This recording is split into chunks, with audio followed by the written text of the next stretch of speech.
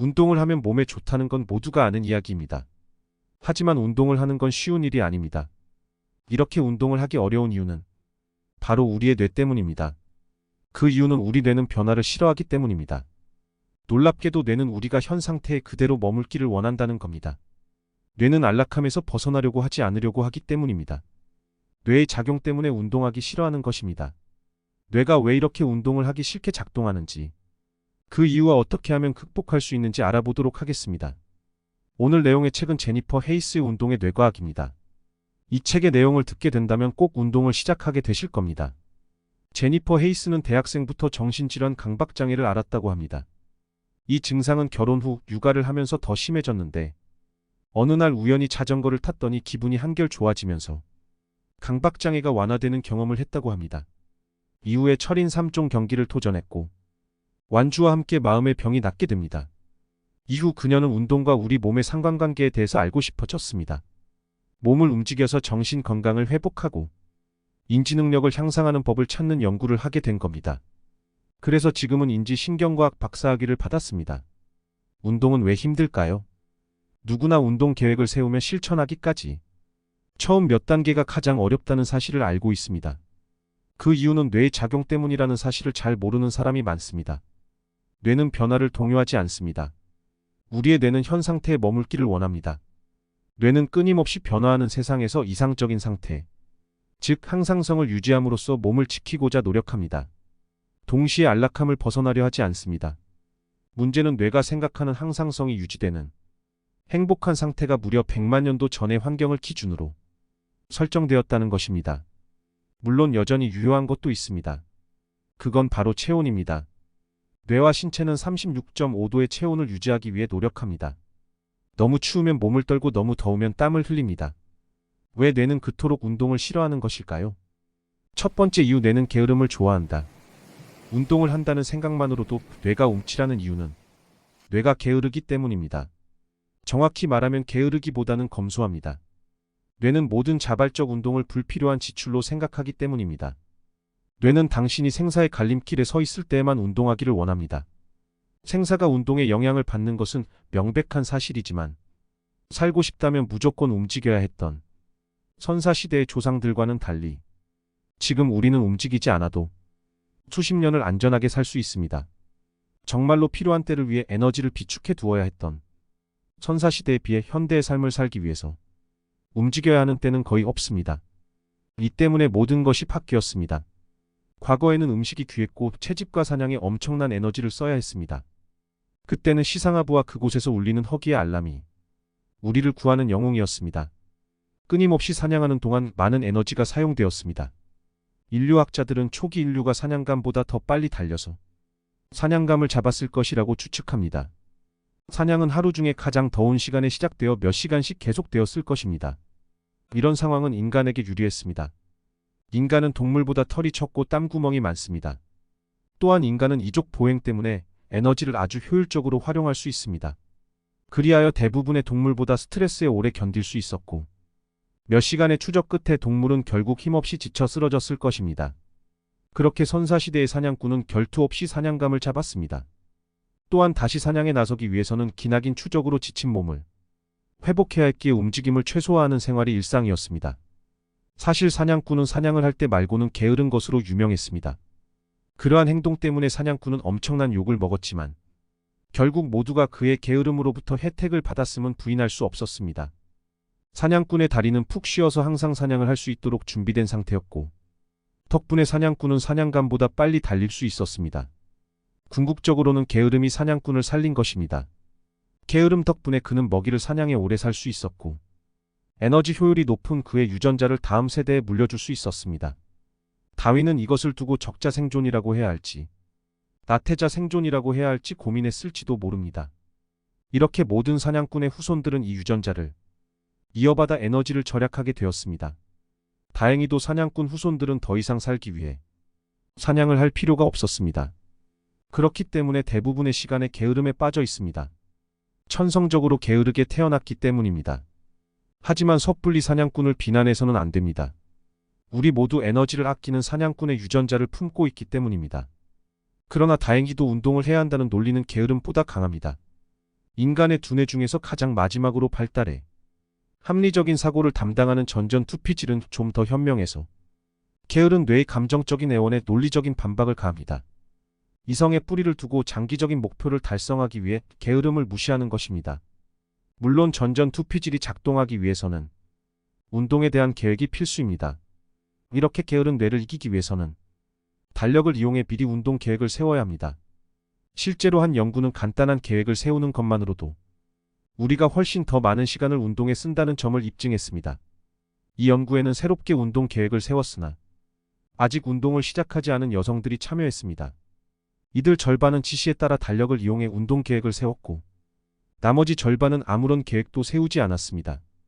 그 결과 계획을 세운 여성들이 계획이 없는 여성들보다 꾸준히 더 오랫동안 운동을 하고 처음 세운 목표도 달성했습니다. 달력에 운동 계획을 미리 적어두고 운동에 필요한 시간과 에너지를 아낀다면 게으른 뇌가 운동은 힘들어라고 징징거릴 때 오늘 운동은 그렇게 힘들지 않을 거야 라고 이야기해보세요.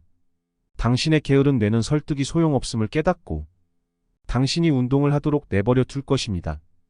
운동을 성공하는 데는 느림과 꾸준함이 답입니다. 운동을 막 시작할 무렵에는 당장 눈앞의 결과에 도취되어 휴식은커녕 운동 강도를 조절하지 못합니다.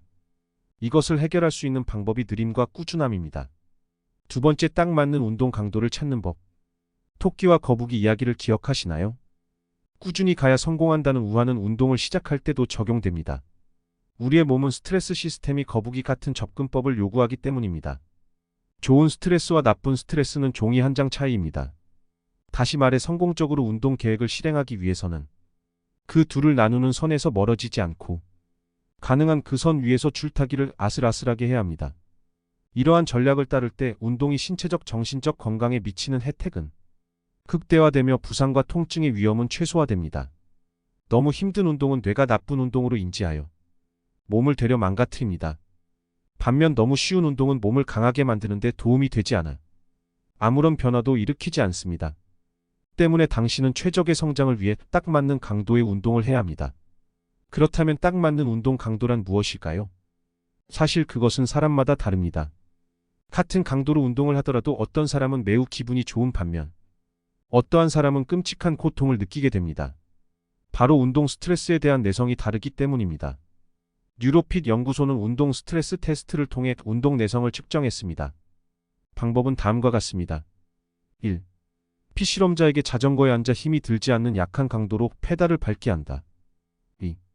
처음보다 강도를 약간 높인다. 피실험자는 허벅지에 약간의 묵직함을 느끼며 페달을 밟을 것입니다. 근육은 유산소 대사를 통해 산소를 공급받는데 이제 근육은 공급받는 것보다 더 많은 산소를 필요로 할 것입니다. 부족분을 채우기 위해 무산소 대사가 끼어들기 시작하고 이 과정에서 근육이 피로를 유발하는 물질인 젖산이 생성됩니다. 3. 강도를 한 단계 더 높입니다. 이제 피실험자는 근육이 타는 듯한 통증을 느낍니다. 바로 이 상태가 젖산 역치, 즉 당신에게 딱 맞는 운동 강도입니다. 이 상태에서는 힘이 들어도 피로를 기분 좋게 받아들일 수 있으며 당신에게 필요한 좋은 스트레스가 되는 것입니다. 4. 3번보다 강도를 더 높이면 더 많은 젖산과 더 많은 스트레스가 생성됩니다. 아드레날린과 코르티솔이 물밀듯이 혈관으로 쏟아져 들어옵니다. 피실험자는 숨이 가빠지고 심장이 격하게 뜁니다. 5. 이 상태가 지속되면 몇 분 안에 피실험자는 더 이상 산소 섭취가 늘지 않는 최대 산소 섭취량 지점에 도달합니다. 이는 당신의 몸이 필요하는 산소 수요를 따라갈 수 없다는 뜻입니다. 최대 산소 섭취량에 도달하면 나쁜 스트레스 증가로 인해 뇌가 신체를 멈추게 됩니다. 그리고 테스트는 여기서 끝나게 됩니다. 따라서 당신에게 딱 맞는 운동 강도는 3번의 젖산 역치 상태나 그보다 살짝 더 힘든 상태라고 할 수 있습니다. 자신에게 딱 맞는 운동을 찾지 못하면 어떡하냐고 걱정할 필요가 없습니다. 스스로와의 대화를 통해서 당신의 젖산 역치를 추정할 수 있습니다. 운동을 하면서 스스로에게 물어라. 지금 편안하게 이야기할 수 있는가? 그렇다면 당신은 젖산 역치 아래에 있는 것입니다. 이후 강도를 높이고 다시 물어라. 지금 편하게 이야기할 수 있는가? 아니라고 생각한다면 그때의 운동 강도는 젖산 역치보다 더 높을 가능성이 크다. 무조건 젖산 역치보다 높은 강도의 운동이 나쁜 것은 아니다.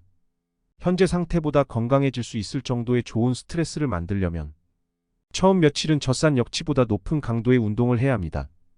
역기의 무게를 점진적으로 늘려서 근력을 키우듯 운동 스트레스 내성도 운동의 강도와 지속 시간을 점진적으로 늘려야 키울 수 있습니다. 오래 지나지 않아 당신은 더 탄탄하고 건강한 몸을 갖게 될 것입니다. 또한 운동도 이전에 비해 더 즐기게 될 것입니다. 운동 스트레스 내성을 키우면 운동에 대한 즐거움도 증가하기 때문입니다. 세 번째, 운동이 버거운 이들을 위한 몇 가지 팁. 그렇다면 운동 스트레스에 대한 뇌의 거부 반응은 어떻게 극복할 수 있을까요? 해법은 간단합니다. 느리게 꾸준히 하면 됩니다. 시작이 유난히 버거워 도저히 몸이 움직이지 않는 날도 있을 것입니다. 그럴 때는 어떻게 해야 할까요? 당신이 좋아하는 음악에 의지하면 됩니다. 달리면서 음악을 듣는 것은 머리를 식혀주고 기분이 좋아지게 하기 때문입니다. 음악이 운동에 미치는 영향을 알아보는 실험을 통해 음악이 운동을 덜 힘들게 만들어준다는 사실을 직접 알 수 있었습니다. 각기 다른 날 러닝머신 위에서 동일하게 빠른 속도로 뛰었고 실험에서 모든 조건은 동일했고 듣는 소리만 달랐습니다. 1일차 일정한 박자의 동기부여 음악, 2일차 일정한 박자의 신나는 음악, 3일차 소리 없음, 아무 소리도 듣지 않은 3일차에 비해 1일차, 2일차처럼 음악을 들을 때 속도를 더 꾸준히 유지했을 뿐만 아니라 더 오래 달리게 되었습니다. 일정한 박자로 쿵쿵거리는 소리를 들을 때 몸이 조금 더 쉽게 움직인 것입니다. 특히 달리기를 시작할 때 음악은 효과가 좋았습니다.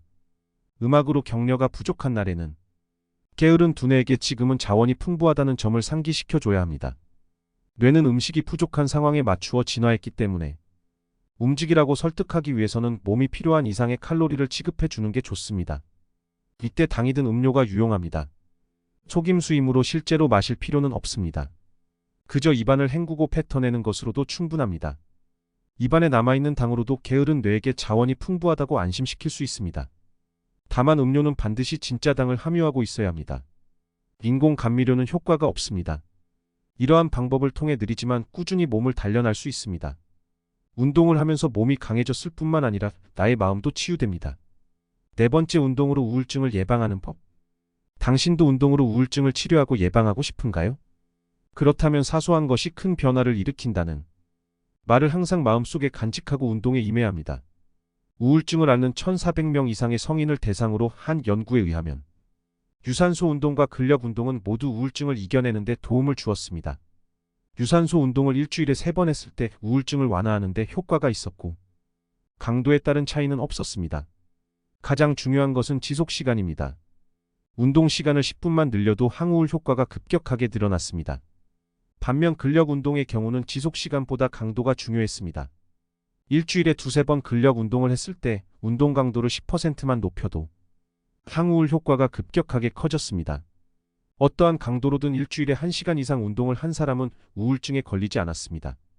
만약 연구에 참여한 모든 사람들이 일주일에 1시간 이상 운동을 했다면 우울증 발병을 12% 이상 낮출 수 있었을 것입니다.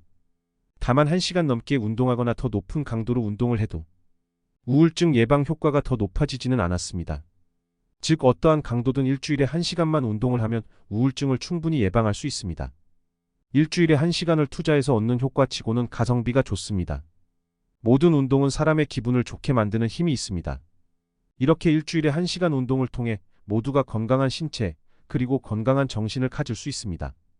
망설이지 말고 지금 바로 하루 1시간 운동을 시작해 보면 좋겠습니다. 아무것도 하지 않으면 아무 일도 일어나지 않는다라는 말처럼 지금 바로 시작해 보세요. 달라진 당신을 바라보게 될 것입니다.